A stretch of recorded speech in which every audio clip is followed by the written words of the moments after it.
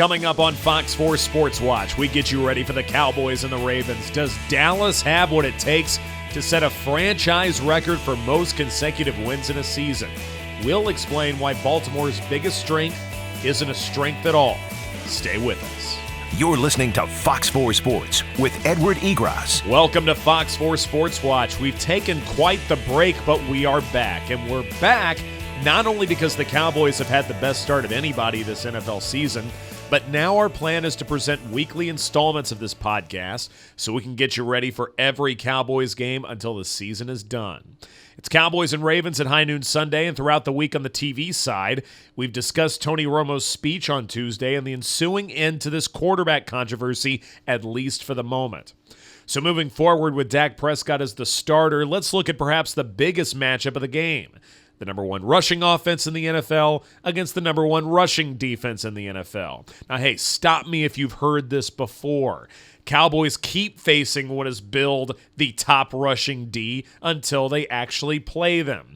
We remember that Packers game very well. Dallas finished with 191 rushing yards, and Zeke had a career-high 157 at that time.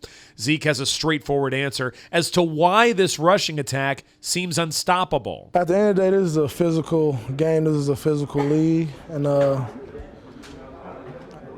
it comes down to doesn't really come down to seeing. It comes down to who wants it more, who wants to go out there and win the ball game more. And I think we're a very physical team. We're a very mentally strong team, and I think that we won it more than a lot of teams. This trend has lasted for much of the season. The Cowboys are the only team in the NFL to call more running plays than passing plays.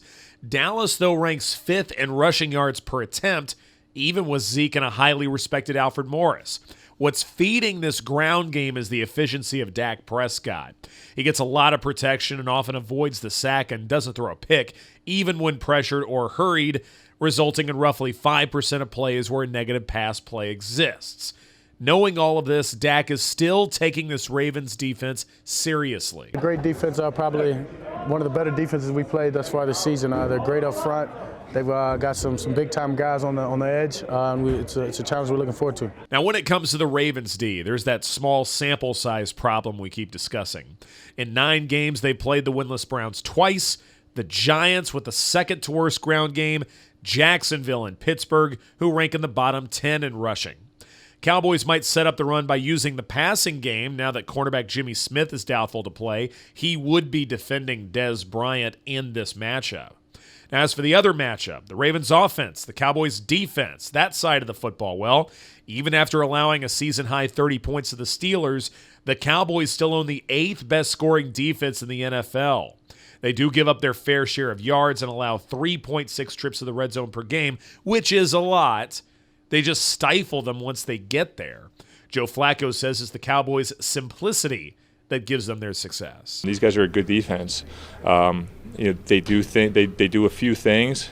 They don't do a lot. They just do a few things, but they line up and they play hard, and they expect to be better than you. Flacco has been one of the more inconsistent quarterbacks in the league. He hasn't thrown a touchdown in his last 13 quarters on the road. Also, net yards per pass attempt, the metric I use to best evaluate quarterbacks and predict future success.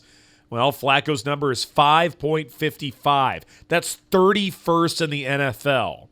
Dak Prescott, by the way, ranks 3rd. The only quarterbacks who have really threatened the Cowboys late in games ranked in the top 15 in that department. Guys like Eli Manning, Kirk Cousins, and Ben Roethlisberger. As for my projection, Cowboys have a 73% chance of improving to 9-1. I'm Edward Egros. Enjoy the game, everybody.